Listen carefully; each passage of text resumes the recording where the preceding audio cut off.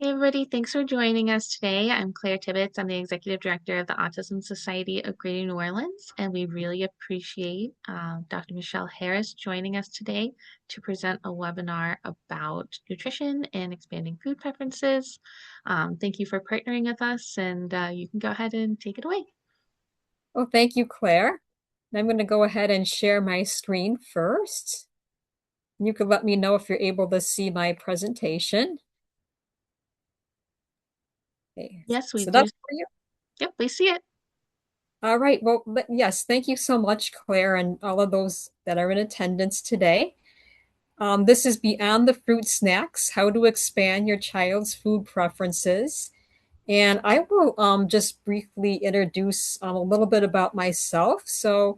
I'm a registered dietitian here in Chicago, and I'm also a professor of nutrition at Dominican University, which is a small suburb outside of Chicago. But most importantly, I'm the mother of Matthew, who you see right here. He's actually my only child and my miracle child. He was born at 26 weeks gestation, so just after I finished my 6 month of pregnancy. And he was diagnosed with autism just before he turned 3.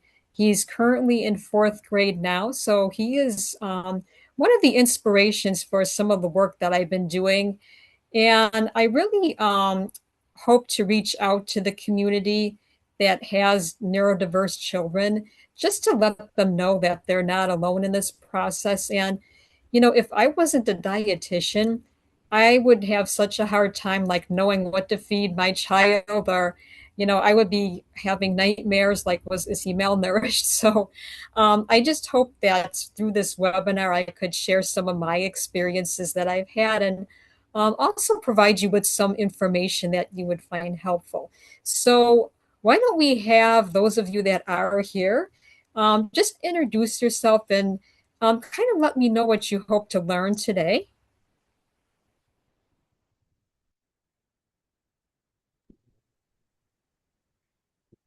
Hi, Michelle. I'm Colleen. I'm also the parent of a neurodivergent fourth grader, Okay. and he was actually born in Chicago, funny enough. Oh, But wow.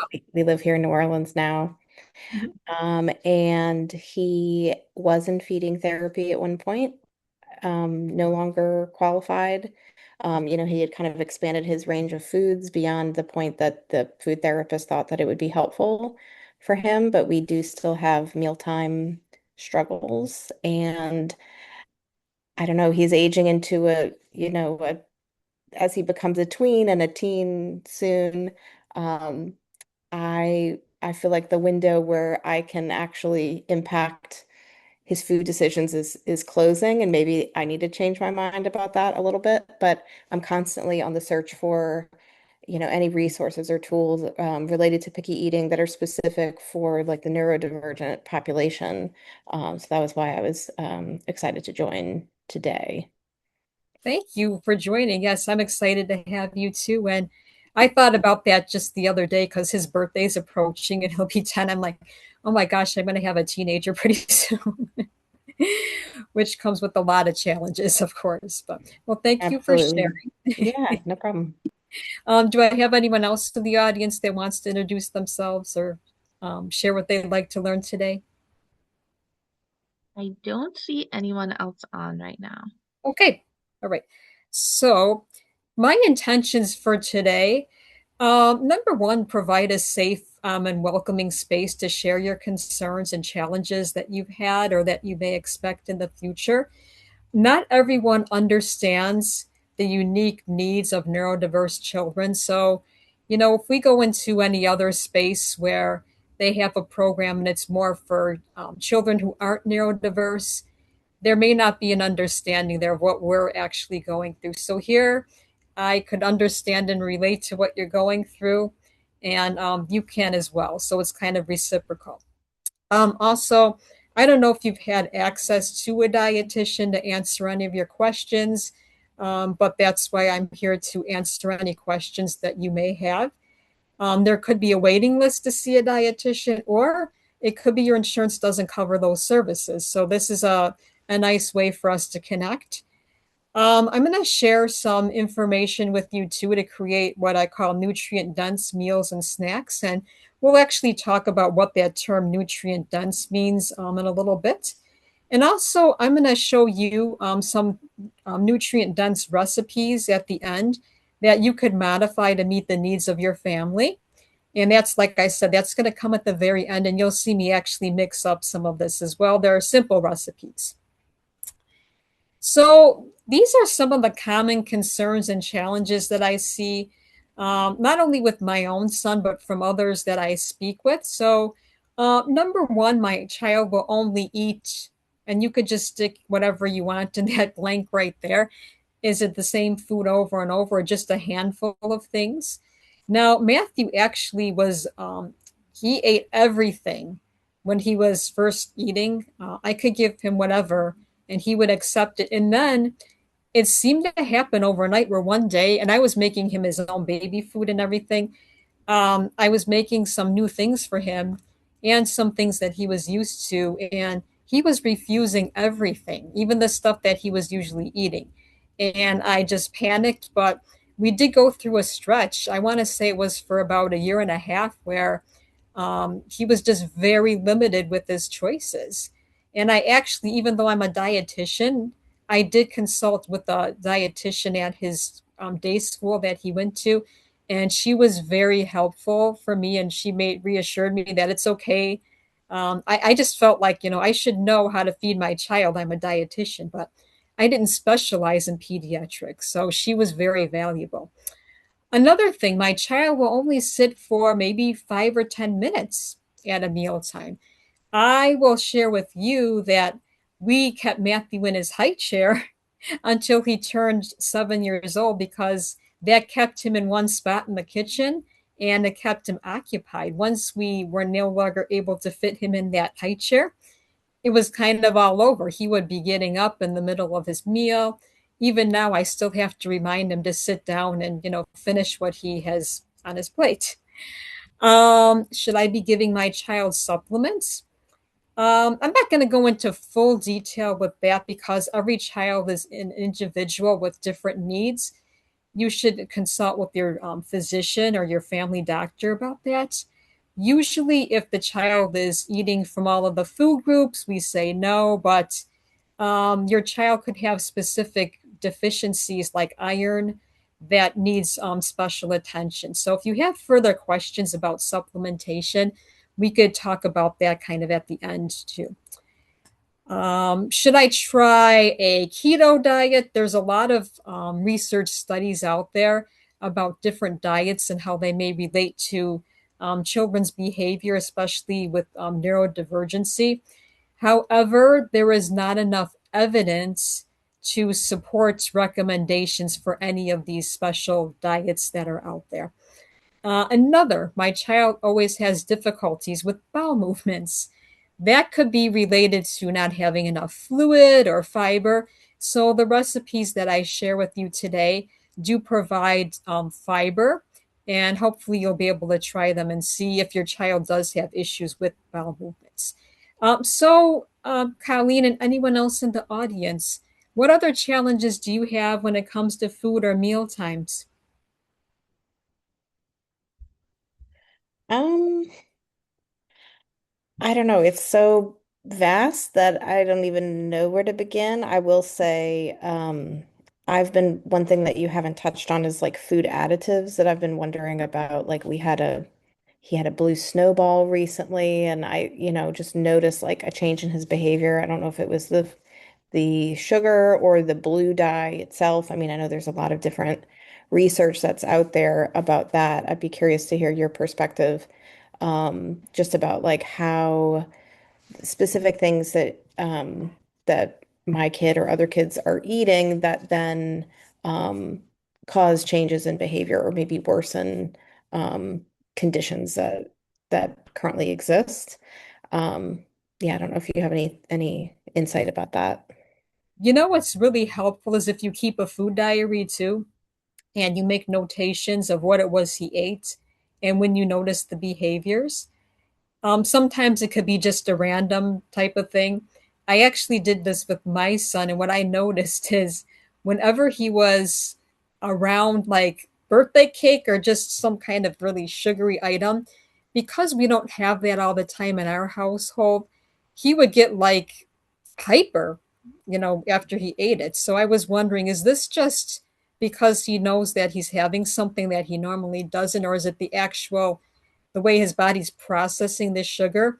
With him, Hmm. I found that it was more just the thought that he's having this, food that he normally doesn't. So what I actually did though, because I was really strict, I'm like, we don't have any sugar for him in the household, no candy, cookies, nothing.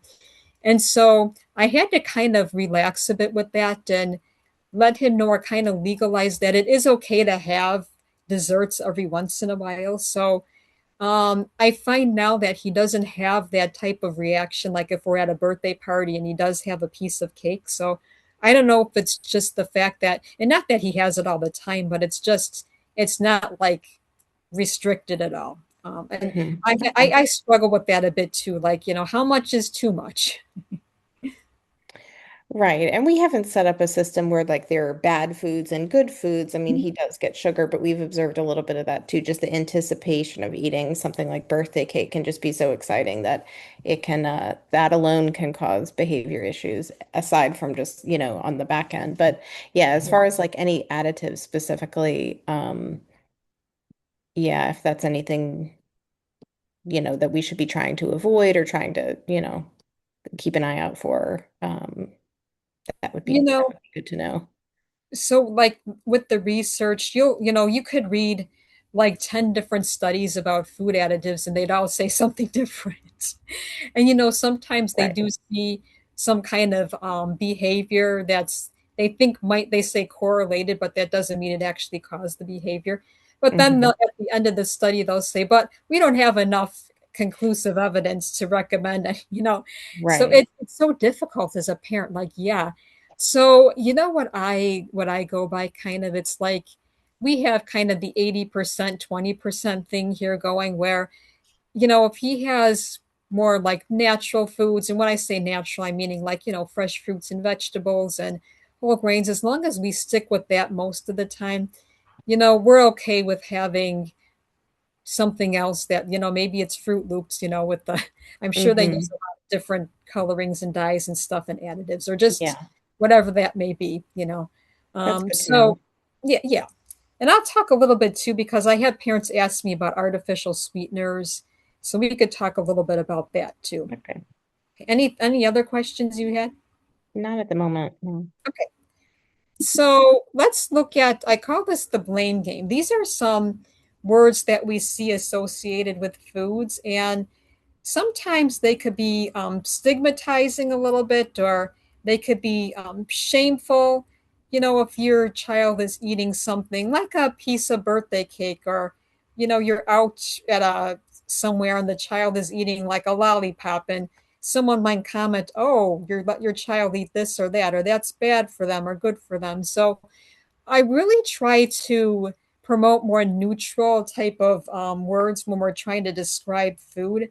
you know, the term picky too, sometimes if we're using that and our kids hear it, they may, you know, process that and think, oh, that's not a good thing that I'm a picky eater. Or it could work opposite as well, where they're thinking, okay, I'm a picky eater, so I'm just not going to eat anything that I'm offered. So, um, and it does take some practice to stop referring to foods as, healthy or versus unhealthy or good versus bad. But I think trying to use more like neutral type of language might be a little bit more helpful too. And also as parents, just help us to not feel like we're, doing anything wrong. And I don't know if any of you have experienced that when you hear these terms. And as far as like healthy and unhealthy, the definition of both of those, you could find like hundreds of definitions for both. And the truth of the matter is that all foods, we could fit them in somehow. And all foods, whether it's, a bag of Skittles, they do provide some kind of nutrient for the body. I mean, not that we want our kids to eat Skittles every day or all day, but when it comes down to it, yes, it's all sugar, but it does provide them with some quick energy, I guess. So, we have to look at it that way. Um, Now, balance, that is one term. I'm kind of iffy about that one as well because every child has a different balance. Not everyone's balance is the same. So, in a little bit, I'm going to talk about exactly where that term comes from. So, anyone in the audience, do you have any feedback to me as far as the use of these terms up here? How do you feel about them?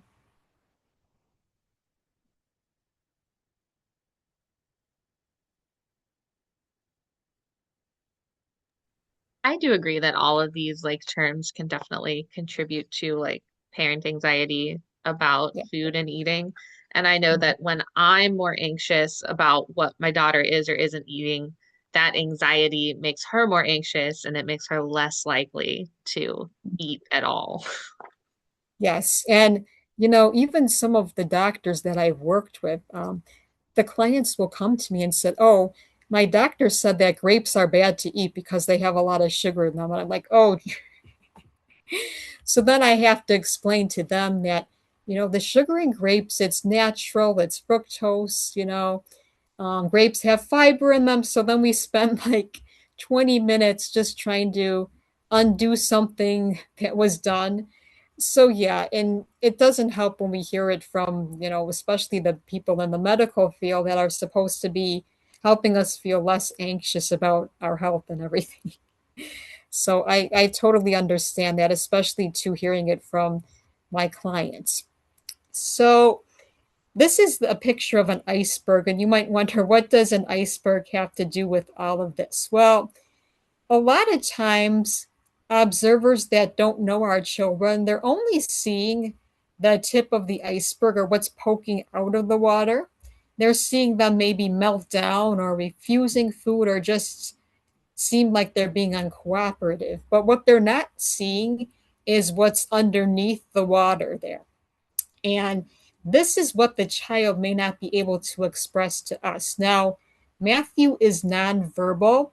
I don't know about your children, but I'm interested to hear, how are you able to read your children if they can't express certain things? Because with Matthew, I find too he seems to have a high pain tolerance. So I have never known if he has an issue like with a stomach ache. I've never known it because he's not able to verbalize that. We do have a communication board that speaks for him, but he still hasn't learned how to express some of those issues. Um, there could be issues where they don't like certain textures of food that we could pretty much pick up on, but there's a lot of things that we can't, and it's more just like reading our children. And when we look at neurodivergency, we really have to look at our senses and how they view the world and how that relates to the food that they're being given. So I'm curious, how do you all read your children?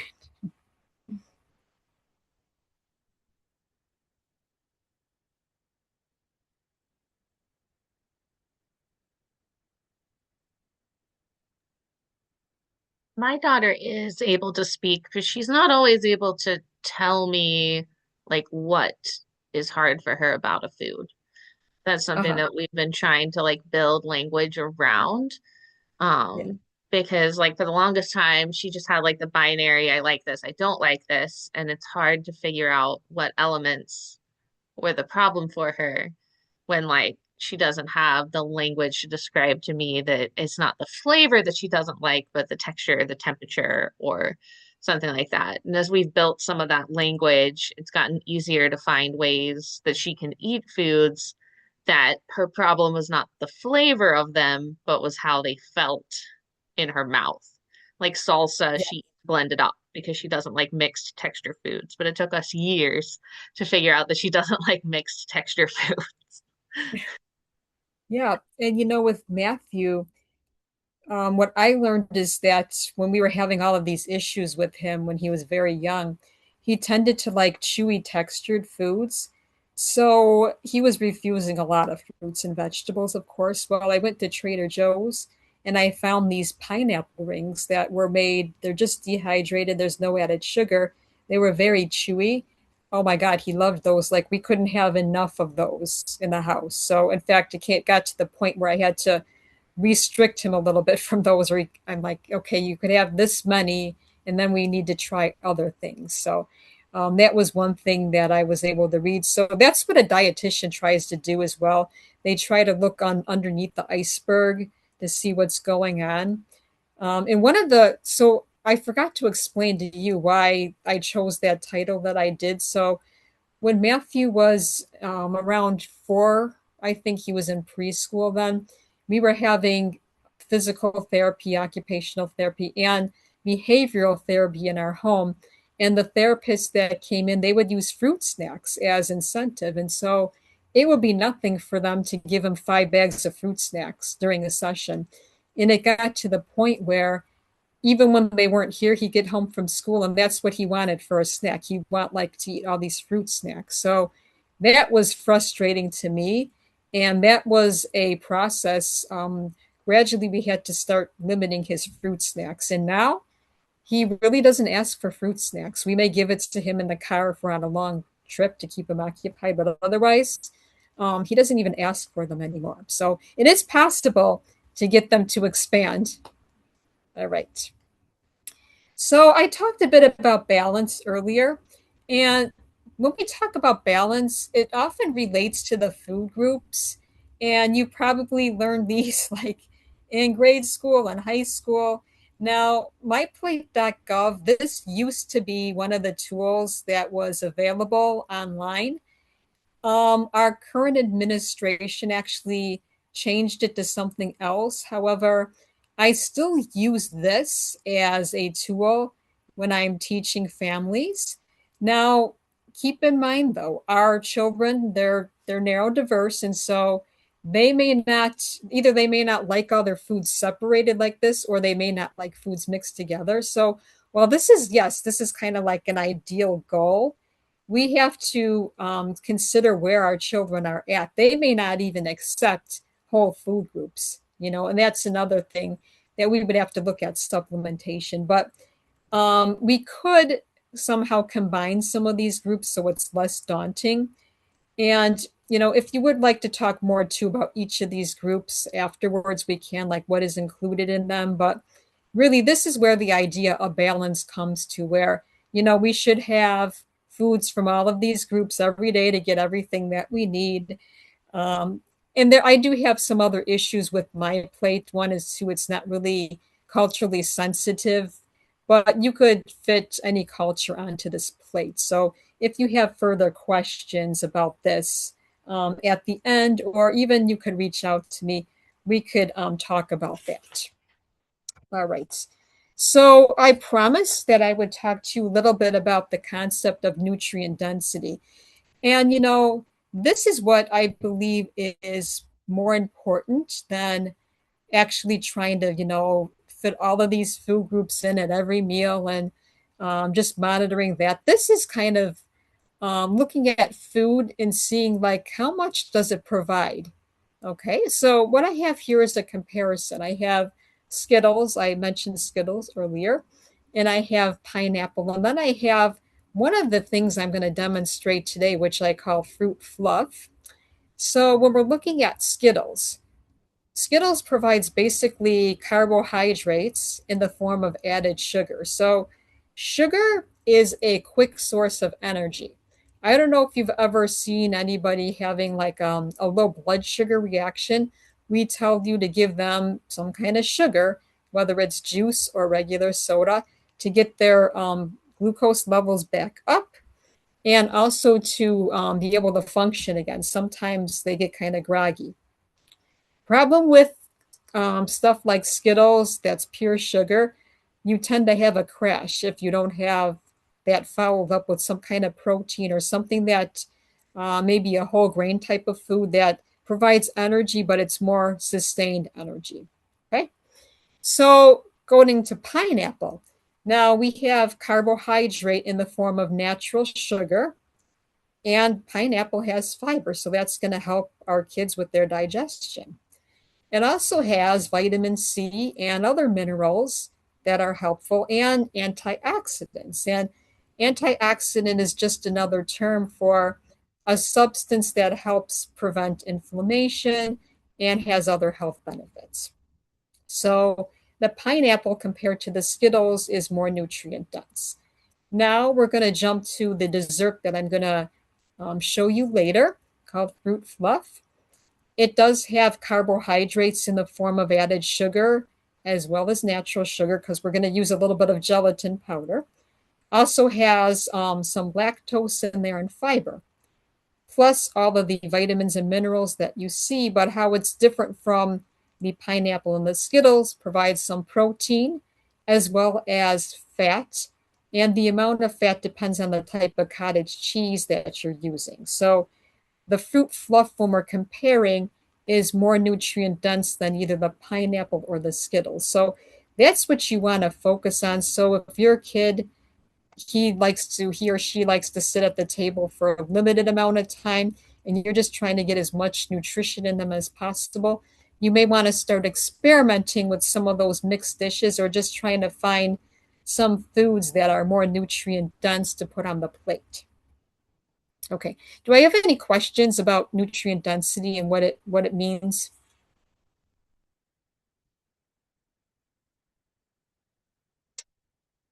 Okay. So what should we focus on with our neurodivergent children? Number one is providing a comfortable eating environment, and this looks different in every household. With my son, the comfortable environment, it's basically in our kitchen, of course. He did like the high chair when he was able to fit in it because he was more kind of confined. He likes to be kind of he likes to have that pressure on him. So I think being in that high chair kind of helped with that. So your comfortable eating environment, that's going to differ. It could be the lighting, it could be any noise in the kitchen. I found lately that my son doesn't like the sound of tinfoil when you're ripping it off. So I try not to do that when he's in the kitchen to get, I don't want him to get agitated. So look at your environment and see if that could be made any different.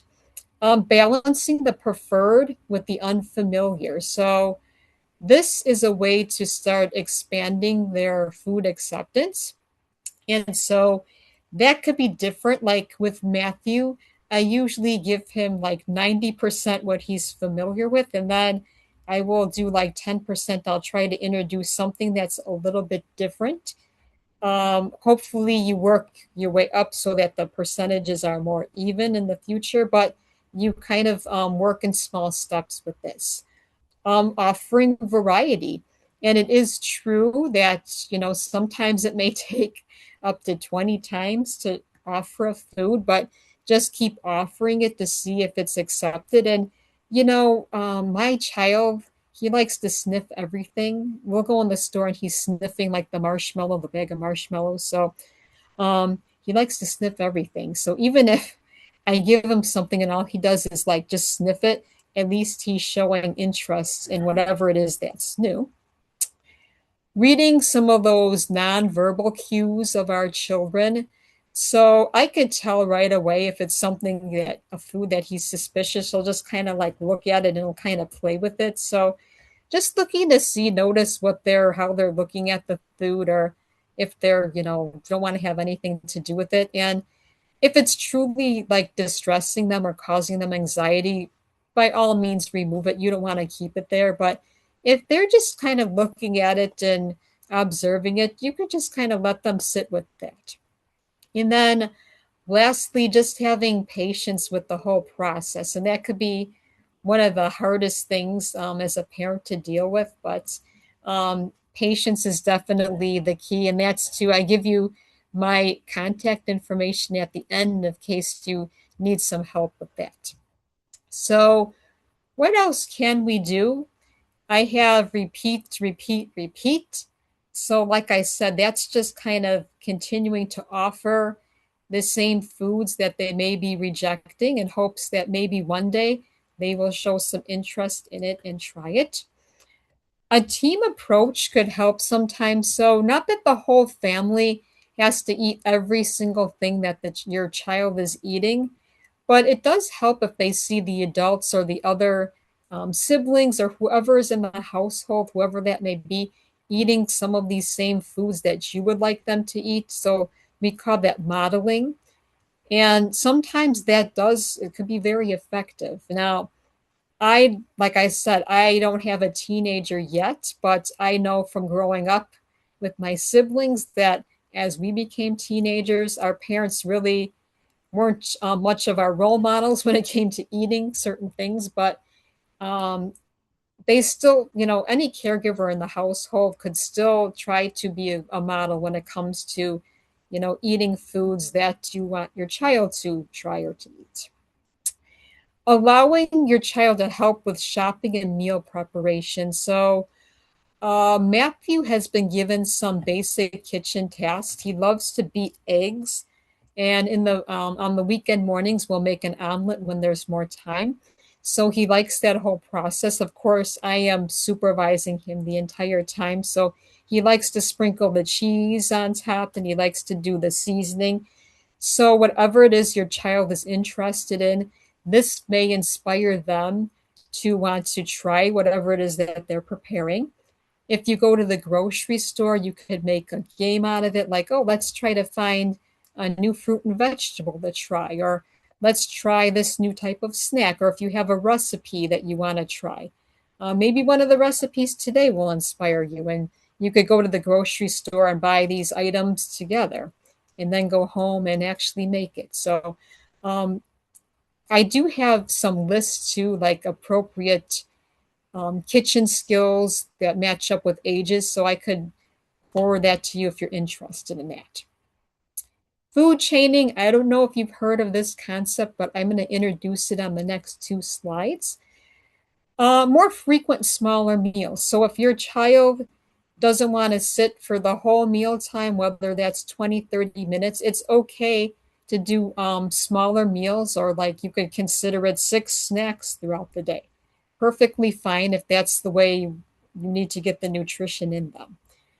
Making food attractive, and I actually have an error, I have that on there twice, but it is really important that we try to make the food as attractive as possible. So um, you don't have to go to this extent here. I did this for a class actually that I needed an example of food art. So this is just an English muffin with peanut butter.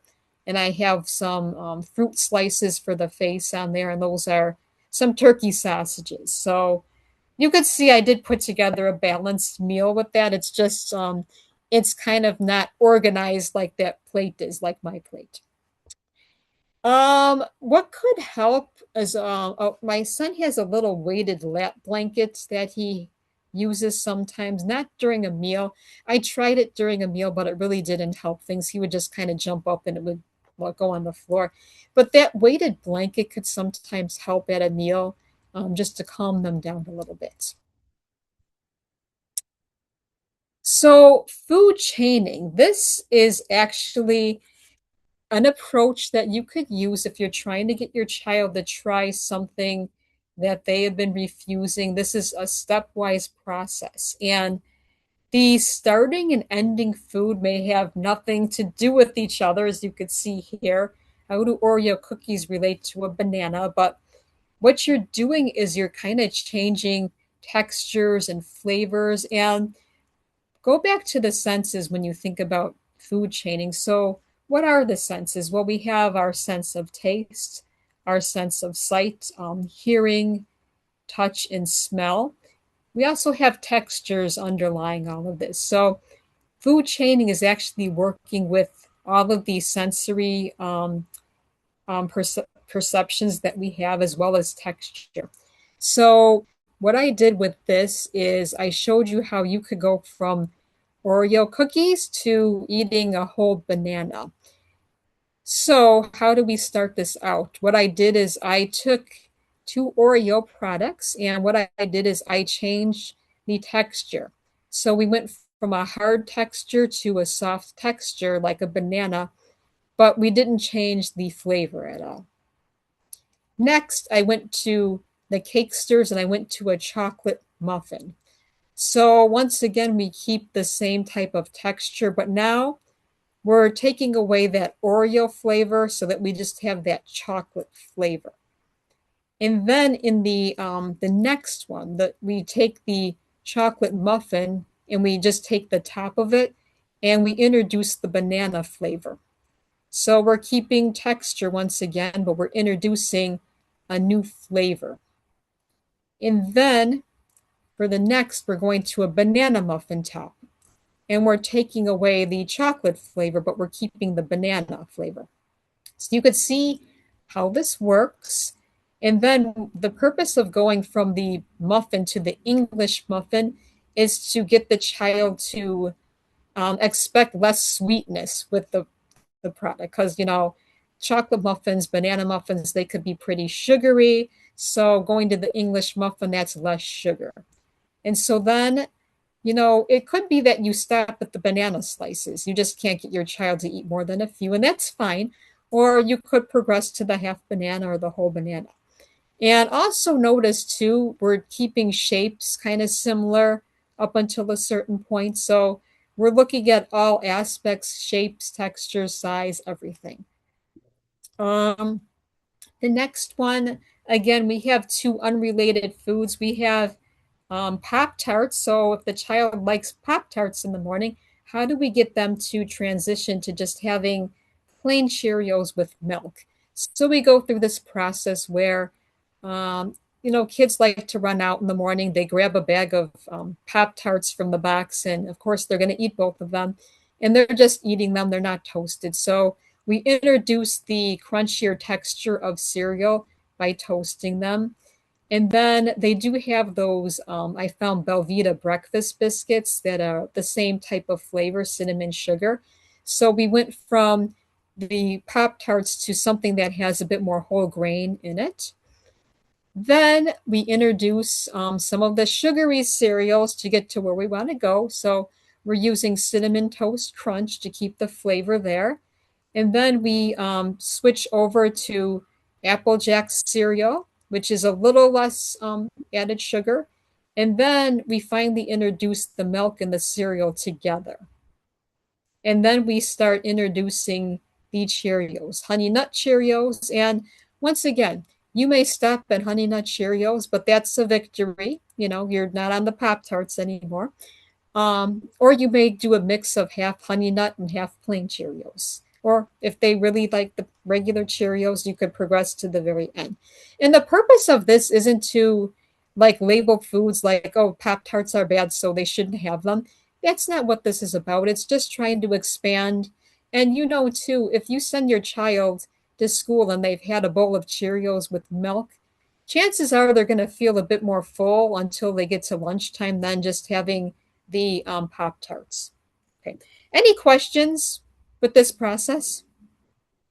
I have a question about, well, first of all, I just love this concept of food chaining and the way that you laid it out, especially with the previous example with the banana, because that's been a food that we've been working on for a while. And I think I might have to just graduate in a little bit more slowly. But in the event that your child has developed a really specific brand preference, Yes. um, not so much in this example, but the previous one, going from like a Oreo branded muffin to a chocolate muffin, that actually might be a big step Yes. for, some families and for, for my kids specifically. So do you have any advice for strategies about like kind of shifting away from like everything having to be like a very specific brand? What I found helpful with that is if you kind of mix it up. So if you have the brand and then you have the one that you're trying to do both at the same time, and they see you trying each of these, and then that might be like, oh, they get curious, kind of like, oh, okay, maybe I will try that. And once again, that could take repetition. So even like I said, my child is a sniffer. He's like a little dog. He sniffs everything. So even if you pick it up and you sniff it and go, oh, it kind of smells the same as the one that you like. What do you want to sniff it and see, And or maybe they just want to feel it. So that's progress actually. Okay. Yes. That's kind of what I would do. Or, it depends too. If you have a ton of ambition one day and you want to actually make something that in the house, like let's say you make chocolate muffins, you know, and you have the Entenmann's one or whatever, the little Debbie muffins or whatever, then you could say, well, why don't we try to make this ourselves and see if it comes out the same? We could taste both of them. You can make a game out of it. Let's compare them, you know? Yeah, I love that idea of a taste test. I feel like that's something that like, yeah, the experimenting side of food and cooking Yeah. is something that has worked well for us in getting to try new foods and flavors. And then yeah, Mhm. bringing him into the meal planning for sure is always helpful. So yeah, thank you. You're welcome. We just got Matthew his own apron too. Okay, so I'm going to briefly show you the recipes, which you'll get the PowerPoint for all this. So you'll have all the ingredients. So I'm going to demonstrate three things and I'm going to take it off screen share then because I want to be able to position everything so that you could see it. So the first one is going to be what I call pepper flowers. Um, this one I actually made ahead of time because it wouldn't have been done by the time we were done with ours. So pepper flowers, oat bites is going to be next. And then the last one is the fruit fluff that I kind of told you about already. And then of course I have my email that you could contact me. And I could even put it in the chat as well. Okay, so I'm going to come back to you out here. Okay. All right. So the first item is the pepper flowers, actually. So I'm going to show you right here what they look like. So this is actually a bell pepper. I just cut the rings and I took the seeds out and I cracked a large egg in the center of each of them. And I stuck it in the oven for about, I want to say 20 minutes until it was like a hard boiled egg consistency. Now, I like my egg yolks a bit runny, but I know with children and foodborne illness, we shouldn't be giving them runny yolks probably. But I don't know, your child may be tolerable to those, but this is pretty much like a hard boiled egg in the center of the pepper ring. And then I just use some sugar snap peas for the stems right there. And I actually use some of my Cajun seasoning as well. And you could change the seasoning that you use. If they like just a little salt and pepper, that's fine. This is a great source of protein for a meal as well as fiber from the vegetables. And you could even serve this with some whole grain toast or English muffin and fruit. And that would kind of make your complete meal. So, this is my very first example right here. Um, and that's trying to make food look attractive. So, next thing that I have is my oat bites. So I'm going to get my stuff out here. So these recipes, like I said, they're very easy for you to put together. The oat bites, there's only 5 ingredients. So the first one is just 2 cups of old-fashioned oats. This is a great source of fiber. Okay, so that's going to go in first. Next, we have half a cup of flaxseed meal. I'm going to show you too. This is Bob's Red Mill brand.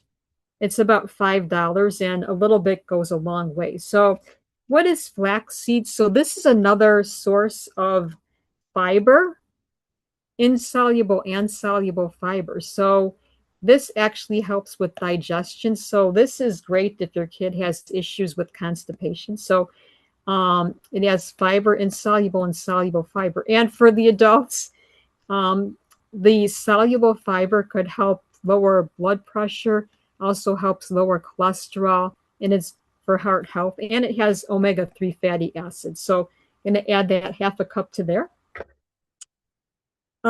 We have half a cup of honey. So that's going to be the fructose, the quick source of carbohydrate. But it balances out with the oats, which are high in fiber. Okay, so then I'm going to add 2/3 a cup of peanut butter to the mixture.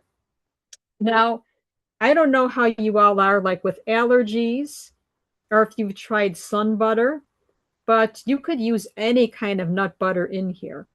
So, cashew butter, almond butter, the sunflower butter, you see a lot of that in the schools now because you're not supposed to send the kid with nuts to school. All right. Just keep in mind, though, that with some of these nut butters, they're not going to have the consistency of peanut butter. They may be drier in texture. And if that's the case, you may need to add more honey to the mixture. I find that sun butter, though, it tends to be more runny than peanut butter. So that you may need less of the honey. Right. And then you have your mix-ins. That could be raisins. I have raisins right here. And about a quarter cup. Now, you could change your mix-ins to coconut flakes, chocolate chips, a little bit of chocolate if you want to, whatever your child prefers. So you're just going to mix this all up in the bowl. Have any of you tried anything like this before? Like an energy bite or something, protein bites?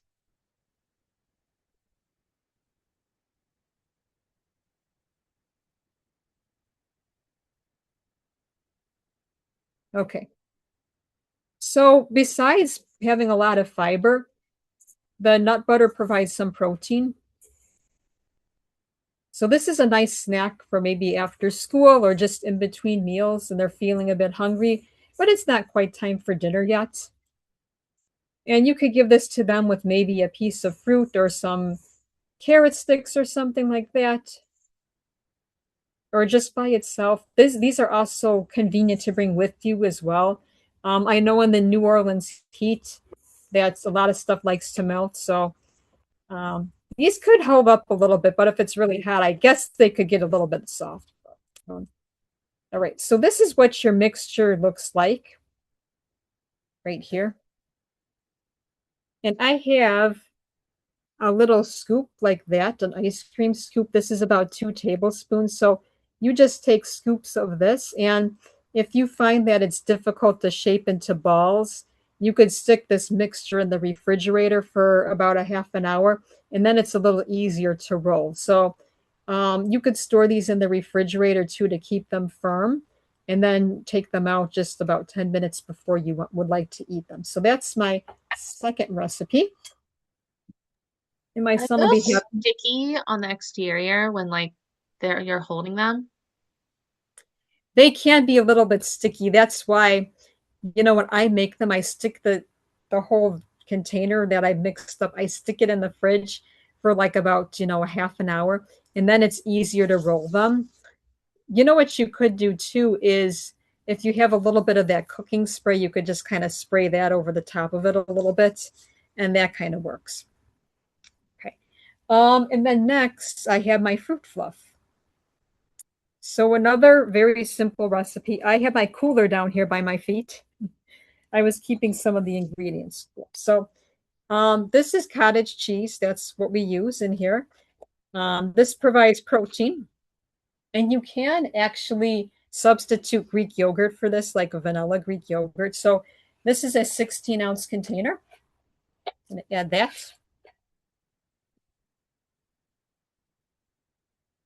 This is a recipe from my mom, actually. Next, we have, now this is the part where we have a little bit of added sugar, but that's okay. Some lime gelatin. You could use any flavor that you want. So we're going to just put that in there. And then we're going to do pineapple today. So I have a can of pineapple. I add. Once again, you could use any fruit, strawberries, whatever's in season. And you just mix this up first. And it turns a nice green color that kids like. And like I said, if your child doesn't like the texture of cottage cheese, if it's lumpy, too lumpy, you could do the yogurt, Greek yogurt. That's more smooth. Okay. And then lastly, everybody's favorite, we have Cool Whip. I promised I would touch on artificial sweeteners because there is sugar-free Jell-O available. There is sugar-free Cool Whip as well. And most of these products do use like sucralose or aspartame. So I try not to give Matthew any of those just because there isn't enough research out there like on the effect it has on children. So far, though, they haven't come up with anything that says it's harmful, but we just try to keep him having regular types of products. So if he has a little bit of sugar in this, it's fine. It's a healthier dessert than what they're used to, you know. So I'm just mixing this all up. You could adjust the amount of Cool Whip that you use. In fact, you don't even have to mix the Cool Whip in here at all. Instead, you could just get the spray topping, and if you just want a little bit, you could do that. So it's nice and fluffy, like a cloud. There. Okay. So you should refrigerate this for a while so it firms up a bit too. Okay. All right. So that is what I have for you today. Um, you're Claire, you're my audience now. Any questions? I guess since like we are recording this, unfortunately, our Mhm. other person had to hop off early. I was wondering if you could maybe share like if there's any specific like supplementary resources that are like educational for parents about this topic or that like they could use with their children that like you like, so that Mhm. people who are like watching the recording, if they're wanting to like learn a little more about how to like build language around food or things like that, like if you have resources that you like for that. Yeah, so the American Academy of Pediatrics has a lot of helpful handouts. Also, too, if you reference the Academy of Nutrition and Dietetics, they have a special education session or section as well. One of the best ways, though, for you is actually to reach out to me because I have my email on that last slide, because I could try to find something that fits like your child's needs, because there's a lot of stuff out there, but it's so like there's so many different audiences that it's addressing. And, you know, a lot of times too, you'll go to a website and whatever it is they're addressing, it doesn't relate to your child at all. So I would start with the American Academy of Pediatrics, and then from there, um, Academy of Nutrition and Dietetics. And then please like email me and I could provide you, like I have some resources about the food chaining if there's interest in that. I'm sure that people would be interested in that for sure. Mhm. And our event too at the Children's Museum that we're going to be doing, I may have some students with me. It's going to be July 16th, and it's going to be kind of like a health fair for parents of neurodivergent children. And it's actually during their the special sensory playtime from 4:30 to 6:30. And we'll have a lot of resources there. Awesome. Yeah, that's really helpful. So that's July 16th, 2026. Just Yes. we'll see this Yes. video later and they get Mhm. excited. Yeah, and once you have information about that, if you could email me if you have like a flyer or something, I could send it out to Yeah. everybody who registered. Yeah. That sounds great. So yeah, and like I said, please reach out to me. I'm always willing to provide any kind of assistance or answer any questions that you may need, because like I said, it isn't always easy to find a dietitian in your area. Um, I am not like an expert or anything at, you know, pediatrics or neurodivergent children, but in my case, I feel just the lived experience that to me is like more relatable. So yeah, I would definitely want to connect with anybody that would like to. That's awesome. Yeah, I wish that the other person was on had to hop off, because I was gonna suggest to her some of the books that my daughter has found useful. It's like the Becoming a Food Explorer series. There's like one that's just like got a bunch of different like facts and information and activities you can do that's just like on exploring food, and then there's one about like vegetables, just like where they come from and what they are. And there's also Mhm. one on fruits, and they're like really beautifully illustrated and they're fun and they're not very like preachy. They don't really directly tell you, oh, you should be eating these. Like they really just provide information, which is great for my daughter because she doesn't take pressure well, but she does love information. So Well, I actually a lot of cultural books are nice too because they encourage exploration. So one of my favorites is Everybody Bakes Bread. We love that one because at the end they also have recipes for all of these different breads. So there's that one. And I'm actually going to step over because I just ordered a bunch of new books for my stuff I'm going to be doing over the summer. So I could actually share some of those. Another cultural one is Soul Food Sunday, which is very, New Orleans type of thing. I feel like I've seen That that is, one at the New Orleans Library. yes, this is Winsome Bingham. Um, this one is How Do You Eat Color? And this one is Mobby David.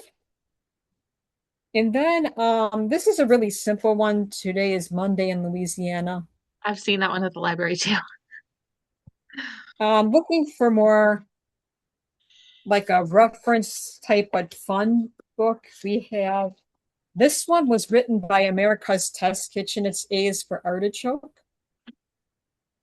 And it's actually really good because it has like a simple explanation for the younger kids. And then for the older kids, like your daughter, it explains it in more detail down here. So yeah, those are some of the new ones that I picked up actually that I think maybe you would like to try. Yeah, those are fun. Thank you so much. You're welcome.